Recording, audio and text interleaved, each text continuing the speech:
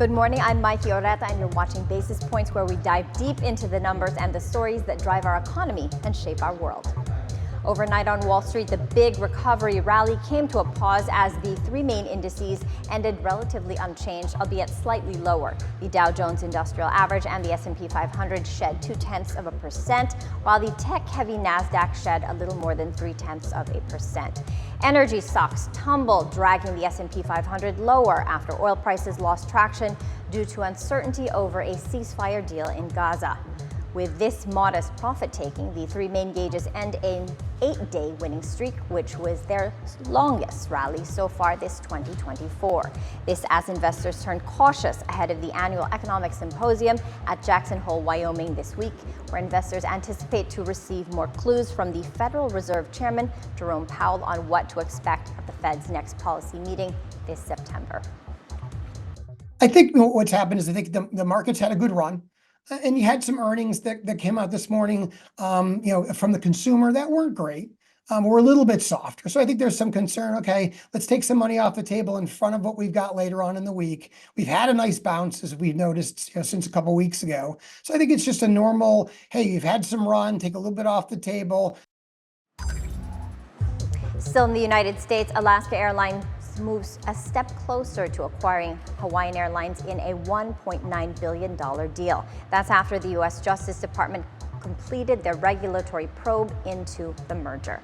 As for the next hurdle, the two airlines now have to win the approval of the Transportation Department before this deal can be cemented.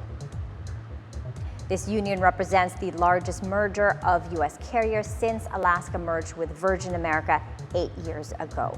But despite the deal, Alaska and Hawaiian Airlines say that they intend to maintain each other's brand while still operating under a single platform. Elsewhere in the world, the proposed merger between Indian conglomerate Reliance and Walt Disney's media assets suffers a setback. That's after antitrust issues were raised over rights for the sport cricket, which is the most popular sport in India. India's antitrust body flagged the $8.5 billion deal, saying it harms competition due to its power over cricket broadcasting rights. Reuters sources say that the Competition Commission of India, or the PSEi, privately warned Disney and Reliance about these concerns. They also reportedly asked the two parties to explain within 30 days why they should not order an investigation under the deal. Now, the merged company will have lucrative rights worth billions of dollars to broadcast cricket on TV and on streaming platforms. The deal aims to create India's biggest entertainment entity. The European Commission drastically cuts its proposed punitive duties on electric vehicles made by Tesla in China. The new tariff rate is now at 9%, much lower than the previous proposal for 20.8%. The Commission, which oversees the bloc's trade policy, earlier said that the tariffs are needed to level off the playing field and to counter alleged unfair subsidies. But Tesla is requesting for a recalculation of the tariff rate to reflect specific subsidies they receive from the Chinese government. The proposed duties will be subject to a vote by the EU's 27 member states. Back in the United States, where an appeals court has revived a class action lawsuit against tech giant Google. The lawsuit accuses Google of collecting Chrome users' data without their consent, or regardless of whether they enabled the sync feature or not. This feature saves bookmarks, passwords, and other information to a Google account. The appeals court says that the judge who dismissed the case in 2022 should have better assessed whether users did allow Google to get their data. The firm hits the ruling and insists that they have very clear privacy controls.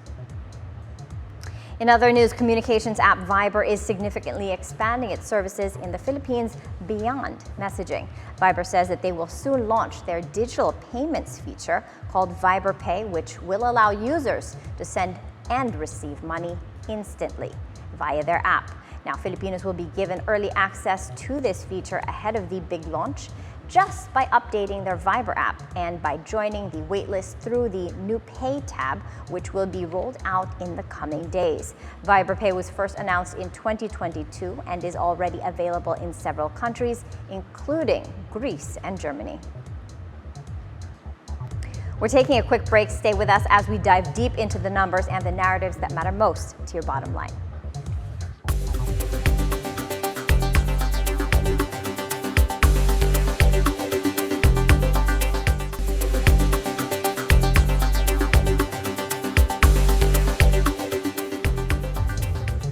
Welcome back. In line with market expectations, China leaves its benchmark lending rates unchanged at a monthly fixing.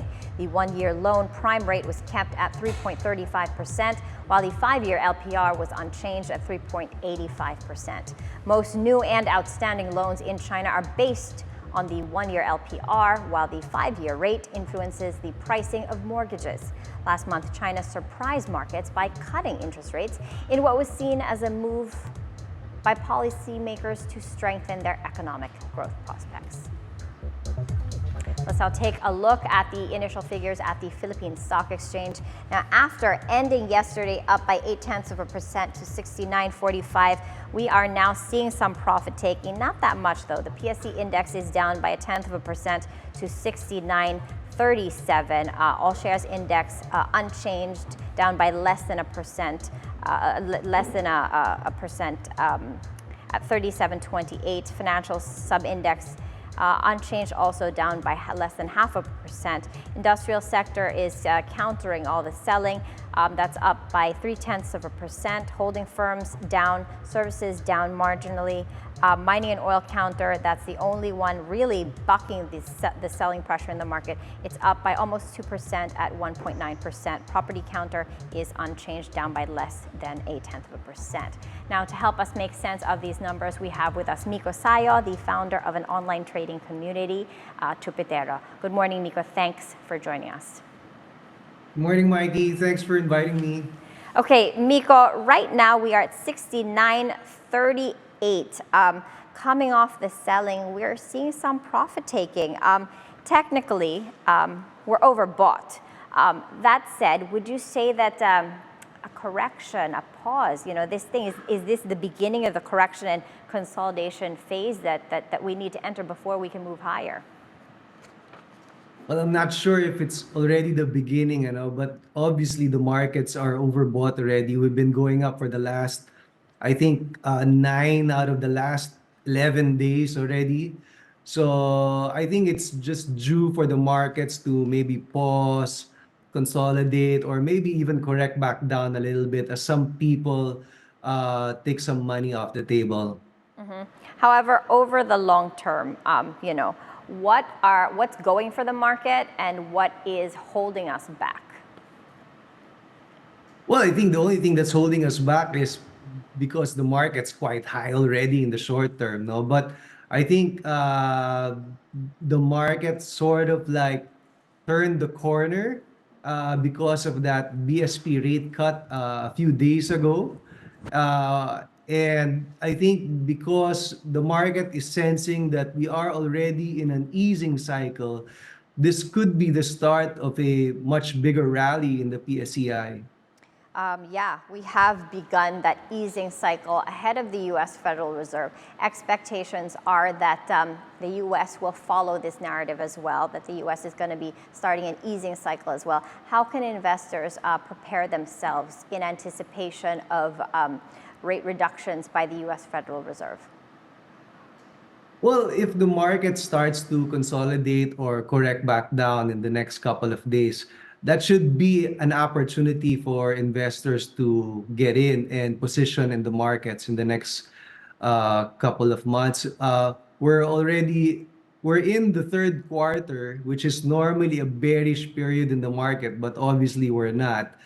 And the fourth quarter is normally a good time for the markets. So if we can position right now while the markets are still in a ghost month, and maybe position going towards the fourth quarter, that should be a good idea for investors. Speaking of taking positions, a lot of the quality names had a good run up over this recent rally. In your opinion, at these levels, what's a good buy and what is it? What's overbought? What's undervalued? Well, I would still look at those stocks that were the strongest in the last few days, no? The likes of Ayala Land, Converge, ICT. They may look quite overbought right now, but I would still look at these names to buy on the dips into the market, no? I would still prioritize them over those stocks that are maybe trading at 52-week lows, no? So I would avoid those stocks and I would still go for these strong ones right now. Speaking of those dips, we're at 69.37, 69.38 now. We touched the 7K mark intraday yesterday.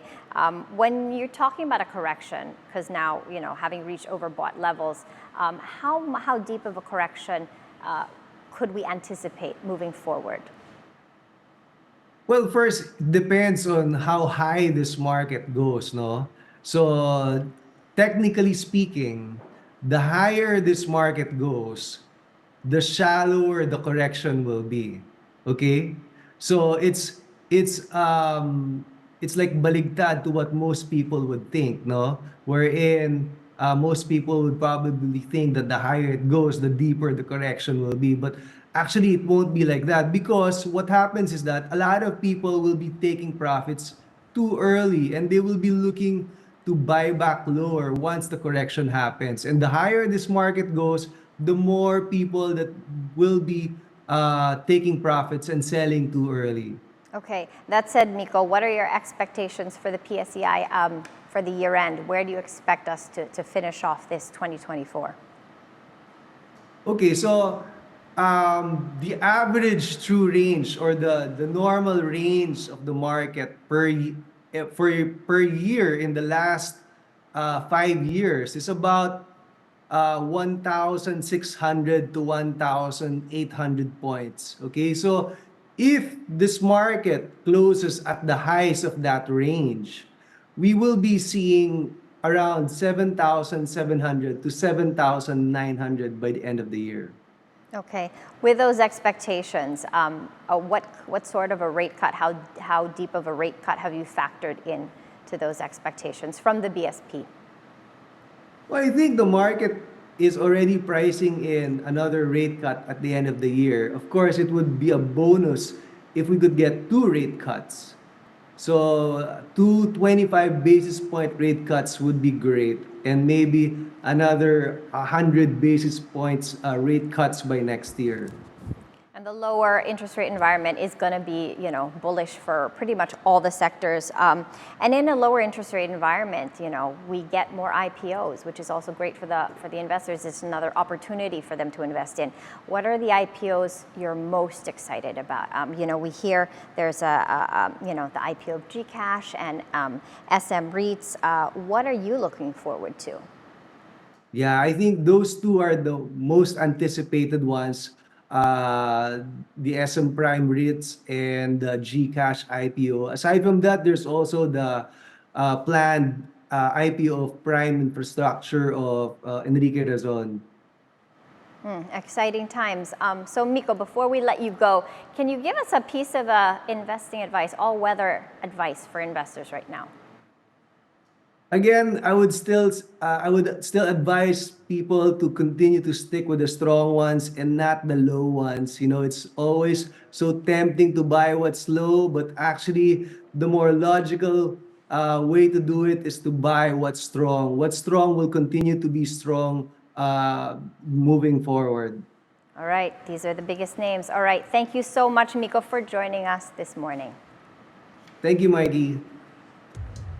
We're taking a quick breather, basis points. We'll be right back.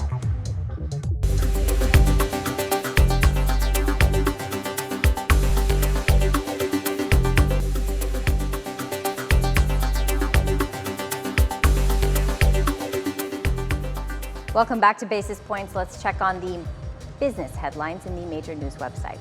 On Inquirer, Metrobank sees the Bangko Sentral ng Pilipinas increasing interest rates at least 2 more times this year. Metrobank's chief economist Nick Mapa says a third rate cut is also likely amid softer inflation and stronger economic growth. On Business World, the Philippine Business Coalition for Women's Empowerment, or PBCWE, is pushing for more female representation on the boards of publicly listed firms. The PBWCE reports the percentage of females on the boards of listed companies hit 21% in 2022. Now that's up from 19% the year prior in 2021. The group says that the ideal representation of women across the boards of publicly listed firms should be at around 30%. And on CNBC, China's fast fashion giant Shein is suing rival Temu, alleging that the retailer stole its designs and built their empire using counterfeit items, committing intellectual property infringement and fraud.